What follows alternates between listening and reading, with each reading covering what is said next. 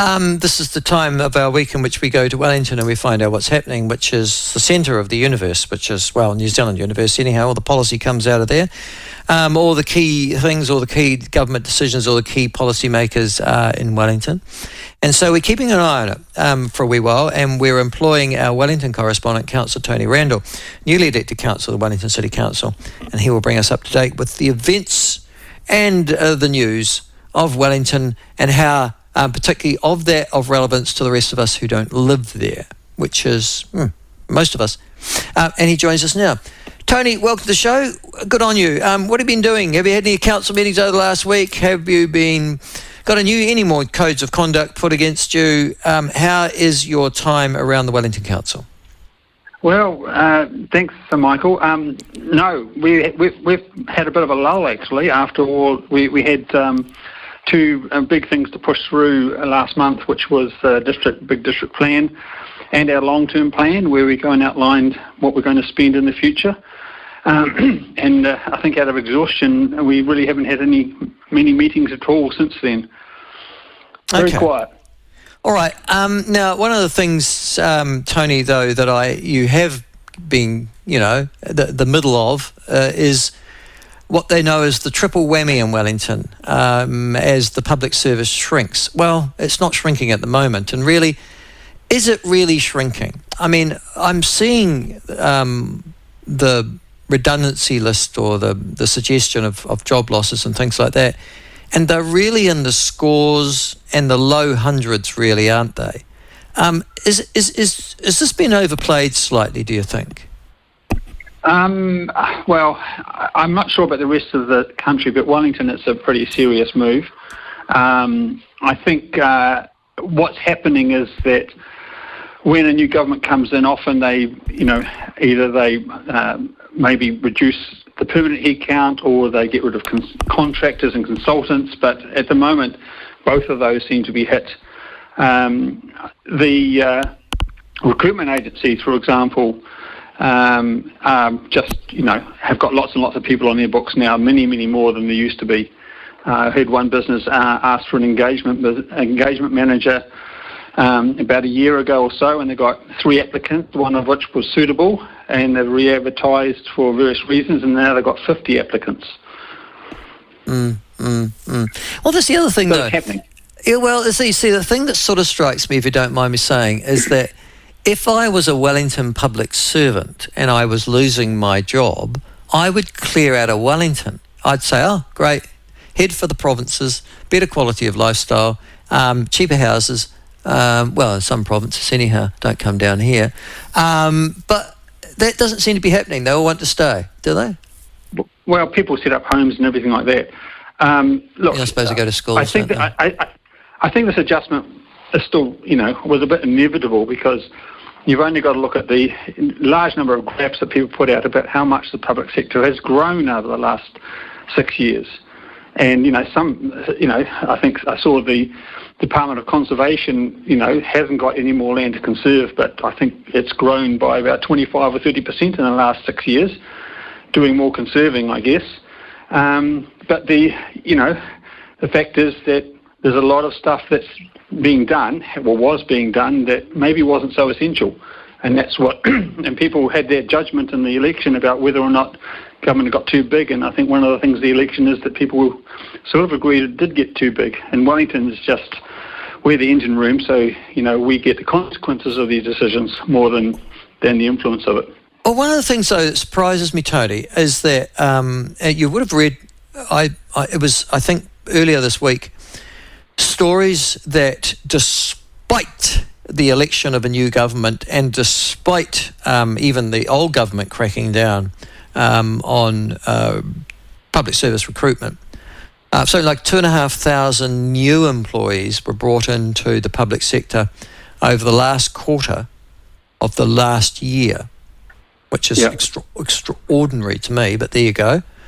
I'm looking here at the total number of job losses that have been signalled currently by the ministries and endorsed by the Public Service Association. And so far, there are 845. And thinking, as you'll be thinking, Tony, at the moment, 2,500 minus 845 is still a long way ahead of where you were when you became government, yeah? Yeah, and I mean, I guess the people who are first suffering are the people who are contracting, and that's the market that sort of stopped. And so because projects of, we had a lot of working parties, if you remember. I wouldn't be surprised if there's a lot of people who are supporting working parties all of a sudden are finding that there's no more forums, there's no more PowerPoints to be generated, and so there's a fair bit of retrenchment on the businesses on that side of things. I mean, also, you've got to remember, public sector, it does things very properly. So it takes 6 months to go through a restructuring process, and I think that's what the government has essentially been asking of, at least those departments that grew the most over the last wee while. Yeah, I mean, I still don't. For New Zealanders, and I hate to say this, but it's true, there's not a lot of sympathy for Wellington or Wellington job losses, is there? Are you detecting that, or is there still in that Wellington bubble? When will the rest of New Zealand understand how grossly and poorly we're being treated? Oh, I think people realise that their heart of hearts that yes, they've been on a bit of certainly some companies have been on a bit of a gravy train for a while, and I'll give you an example. Let's get Wellington moving. We gave the council. So this council was 60% from the government, 20% from the city council, 20% from the regional council. We gave them, and I'm not kidding, $120 million to write a business case for mass transit. You're joking. Okay. No, $120 million. Including $20 million of city council ratepayer money to write a business case. To write the business case? You mean not to actually do anything, just to come up with the concept?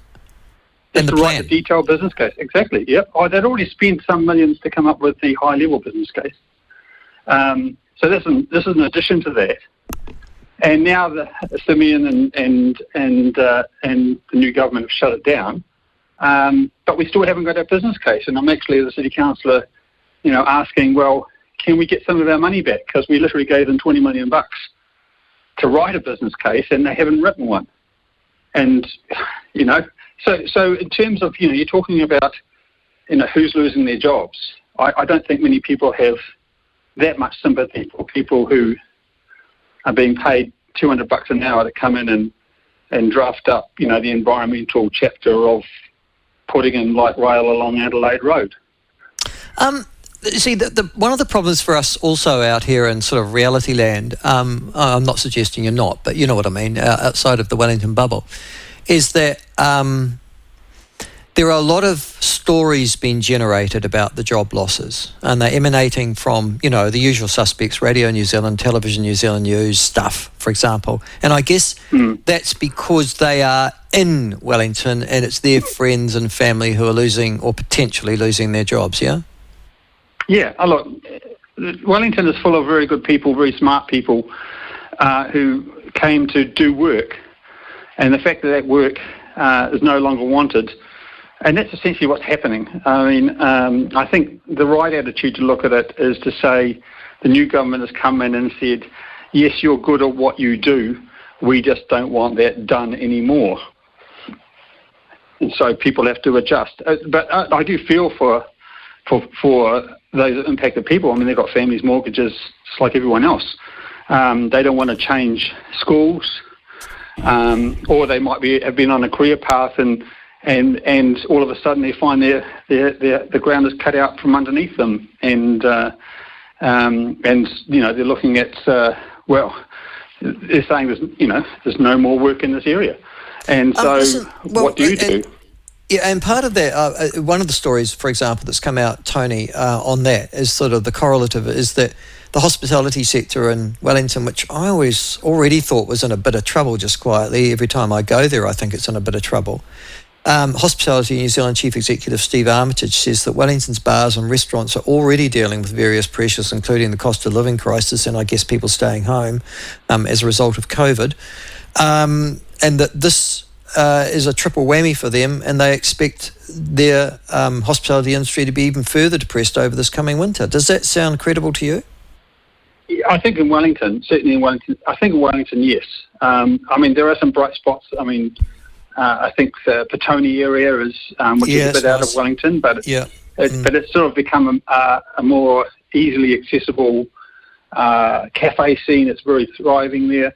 And of course, so many more people work from home that, I mean, you mentioned the doctor working from home even. So many more people working from home that when they get together, they're not necessarily getting together from the office. I know of, for example, a book group that's actually in Wellington that goes to Petone to meet because it's easy to park and good coffee.